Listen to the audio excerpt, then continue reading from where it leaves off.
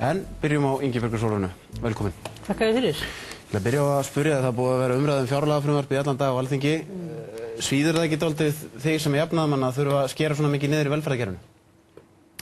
Jú, auðvitað það ekki það hlutskipti sem maður hefði helst kosið sér að standa núna andspænis fjárlagafrumvarpi þar sem að tekjufalli hjá ríkissjóði er 70 milljarðar og þar að ekki vaxtagjöldin að vaxa alveg gríðarlega væntanlega 100 milljarðar vaxtagjöld ríkisins og tekjurnar 400, þannig að það er ekki mikið svona sem við höfum aflögu til þess að byggja upp velferðarkerfið en við fórum auðvitað inn í ríkisstjórn Samfylkingin til þess að gera það. En er ekki agalegt einmitt á sama tíma og það þarf svo mikið velferðarkerfið, það er aukin sókn í menntun, það er ekki ólíklegt að verða aukin sókn í heilbrigðisþjónustuna, atvinnuleysisbætur, að þá þurfa að skera þetta allt saman niður? Jú, en þess að ég segi tekjufallið mikið og gatið hjá ríkissjóði hefði verið 215 milljarðar að óbreyttu og við þurfum að reyna að draga úr því og erum að reyna að koma því niður í svona 170 milljarða og þar erum við þetta reyna við þær aðgerðir að hlífa velferðinni eins og kostur er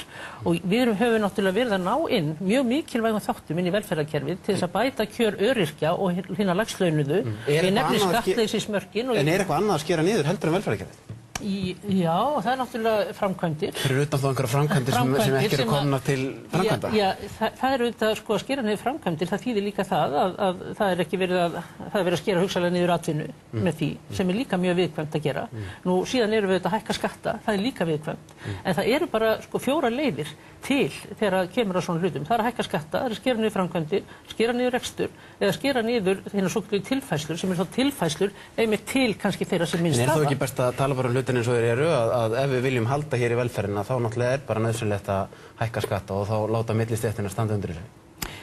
Já, við erum að hækka skatta núna, við erum að hækka prósentið 1% til 1,25% til ríkisins en á móti kemur að skattleysismörkin er að hækka. Þau eru nefnilega að hækka talsvert því að persónuafslátturinn hækkar 2000 krónur umfram verðlag. Þannig að það mætti segja mér að skattleysismörkin færu úr 95.000 í 115.000. Þannig við erum að verja þá lægstlaunu og þá sem minnst hafa. Þú talar þá lægstlaunu, mig langar að vitna hérna í orð Gylfa Arnbjörnssonar, forseta Alþýðusambands Íslands. Hann talar að kalla það að standa vörð velferðina finnst mér vera öfugmæli aldarinnar. Já, ég er algjörlega ósammála félaga mínum og vini Gylfa Arnbjörnssyni í þessu og mér finnst hann taka allt of stórt upp í sig og mér finnst hann ekki meta það sem skildi. Hann er ekki einn um þessa skoðun? Nei, hann er það ekki en hann metur það ekki sem skildi hvað það er lögð mikil áhersla einmitt á að verja hennar lægstlaunu. Við erum að verja vaxtabæturnar, við erum að verja barnabæturnar, við erum að verja skattleysismörkin, við erum að verja lífeyriskjör þeirra sem minnst hafa og til dæmis munu þeir sem að hafa einvörðungu bætur sér til lífsviðurværis sem fá núna 150.000 krónur hækka tæp 20% áramótin upp í 180.000. Þannig að þeir eru í rauninni komni talsveit fram úr lágmarks tekjutryggingunni hjá ASÍ. Bara svo dæmi sér tekið. En þá voru margir sem hefði augljóslega verið ekki af því það þarf að skera niður. Já. Er þetta ekki bara bein afleiðing af samningunum við Alþjóðagjaldeyrissjóðinn? Nei, þetta er ekki. Hvar sem hann kemur þá sker hann niður samhjálp. Þetta er bein afleiðing af þeirri kreppu sem við erum að fara í gegnum. En gerði Alþjóðagjaldeyrissjóðurinn ekki kröfu það að þarna er skorið niður? Hann lítur að gera kröfu mjög aðhaldssöm ríkisfjármál. Það liggur alveg á borðinu hvað hann gerir kröfu Hann gerir kröfu aðhaldssöm ríkisfjármál, en við hefðum bara þurft að gera það hvort þið var. Hvernig á að fara að þegar tekjurnar hrapa með þessum hætti og vaxtagjöldin aukast svona mikið? Þá er ekkert annað í spilunum og jafnvel þó við hefum ekkert samkomulag við Alþjóðagjaldeyrissjóð og stæðum við samt í þessum sporum og jafnvel enn erfiðari. Guðni Ágústsson, formaður Framsóknarflokksins, segir að við höfum átt að segja okkur úr NATO og slíta EES-samningum þegar það voru sett á okkur hryðjuverkalög bara til þess að sýna fram á alvarleika málsins. Ertu sammála því? Nei, aldeilis ekki. Aldeilis ekki. Ég held að það skiptir aldrei meira máli en einmitt á tímum eins og þessum þegar við erum að fara í gegnum svona mikla erfiðleika að við ræktum samband okkar við gamla vini og stuðningsríki því að þó að við séum að etja kappi við Bretana og þetta hefur verið að þeirra hálfu svívirðilega framkoma sem að endurspeglaðist í hryðjuverkalögunum þá eigum við samt innan NATO og innan Evrópusambandsins ríki sem eru tilbúin að leggja okkur lið og við verðum að rækta það. Nú er afskaplega margir, Jón Daníelsson og fleiri velmetnandi hagfræðingar sem að segja að við eigum ekki að borga ISIF og við eigum að segja nei við Alþjóðagjaldeyrissjóðinn. Af hverju borgum við ISIF? Við klárlega þurfum ekki að gera það lagalega sér. Já, þetta er náttúrulega ekki svona einfalt mál. Ég veit ekki hvernig ég vil fara út í þetta, sko. Þetta Landsbankinn í Bretlandi, þetta var útibú frá Landsbankanum hér heima. Fólk lagði inn á reikninga hér á Íslandi og fólk lagði inn á reikningana í Bretlandi á sömu forsendum. Og allt í einu þá ákveðum við það að setja alla sem lögðin á reikninguna hér á Íslandi inn í Landsbankan og tryggja það með þeim hætti, nýja Landsbankan, og ætlum bara að skilja hina eftir. Býtu, hver á að borga? Tilskipun ESB innstæðusjóðinn frakkar lögleiðina yfir sér og þar segir orðrétt: Deposit guarantee schemes are neither meant nor able to deal with systematic banking crisis. Þetta mjög sérstakt ástand. Já. Þannig að okkur ber engin skylda til að borga þetta og af hverju gerum við? Það verður samt að leysa máli, hver á að borga og fólki bara sitja uppi með skaða, með sárt enni sem lagði inn á sömu forsendum og Íslendingarnir. Eða það breska ríki sem á að borga, eða það við sem að borga. Það verður að finna á þessu lausn. Við getum ekki skilið þetta fólk eftir bara höndum klaka. Er það ekki ykkar hlutur fyrst og fremst að hugsa íslenska þjóðina? Jú, við verðum hins vegar líka að hugsa orðspor okkar erlendis og þegar staðan svo að öll ríkin í Evrópu eru þeirra skoðunar að þessi lagatúlkun okkar, hún passi ekki og ef hún passaði þá væri það í rauninni ógnum við allt fjármálakerfið í Evrópu og ekki tilbúin að fara með okkur í þann leiðangur, þá verðum við að horfast í augu við það. Við getum ekki sagt okkur úr lögum við alþjóðasamfélagið. Við þurfum á því að halda kannski aldrei eins og núna. Breytingar á ríkisstjórn, verða þær núna áramótin? Það ekki ómögulegt að segja það. Við erum að skoða þessi mál. Já, það hefur verið rætt. Við erum að skoða þessi mál. Ég að skoða þessi mál hvað varðar Samfylkingun og ég gerir ráð fyrir að forsætisráðherra sé að skoða hvað varðar Sjálfstæðisflokki vegna þess að við verðum auðvitað alltaf að vera opin gagnvart því að það getur myndast þörf til þess að stokka eitthvað. Kemur þetta ekki að reyna að skipta ráðuneyti við Sjálfstæðisflokkinn? Það kemur allt ekki reyna í því.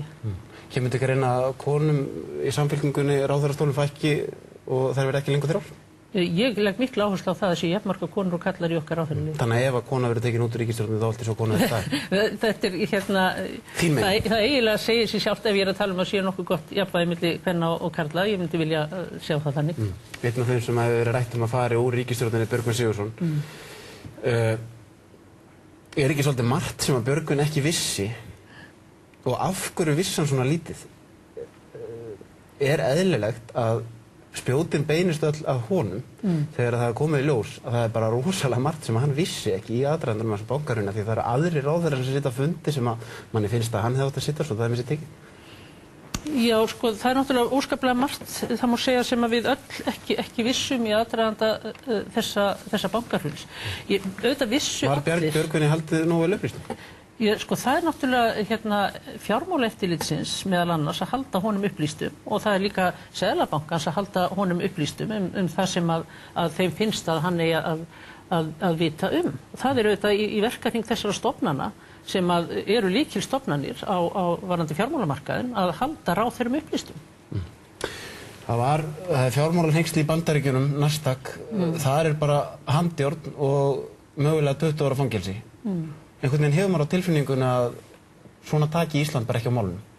Nei, kannski sem betur fyrr. Mér finnst ekkit úalega hugulegt að menn fari með handjárn og dæmi fyrirfram. Við verðum auðvitað að viðhalda réttaríkinu. En það ganga sögur og ekki bara sögur, 100 milljóna millifærslur hér og þar til vina. Þetta verður auðvitað allt saman að rannsaka og það gífurlega mikilvægt að það sé gert og þeir menn svari til saka sem að hafa með einhverjum hætti látið greipar sópa í bankakerfinu. En þarf það ekki að gerast fljótt? Jú, það þarf að gerast fljótt og auðvitað heyrir maður svona sögur. Sumar eru alveg ábyggilega rangar og það mikið af röngum sögum í umferð, alveg skelfilegum sögum. En margt af þessu eru nú ekki lengur sögur, þetta eru bara orðnar beinharðar fréttir. Sumt af þessu er slúður og sögur og það rangt. Annað á alveg örugglega við rök að styðjast og það mjög mikilvægt að það sé rannsaka og það sé gert hratt. Og þeir menn sem hafa gerst brotlegir að þeir svari til saka. Heldur þú að fólki í landinu sem eru að hugsa 100 kallana núna fyrir jólin geti sætt sig við að menn sem eru að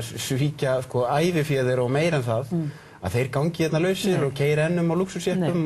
Við geta það ekki og það engin ástæða til þess að fólk sætti sig við. Hvað ætlið þið að gera til þess að fólk róist? Við ætlum að það er meðal annars búið að setja upp þetta embætti saksóknara til þess að rannsaka þetta mál. Nefndin sem var skipuð af Alþingi til þess að velta við hverjum steini, ekki bara í því hvort að menn hefðu gerst sekir við lög, heldur hvort þeir hefðu sýnt vanrækslu í störfum eða siðferðilegt gáleysi, ef svo má segja. Það er eitt af því. Við hefum fengið hérna finskan fyrir yfirmann fjármálaeftirlitsins í Finnlandi til að skoða allt regluverkið okkur í kringum þetta.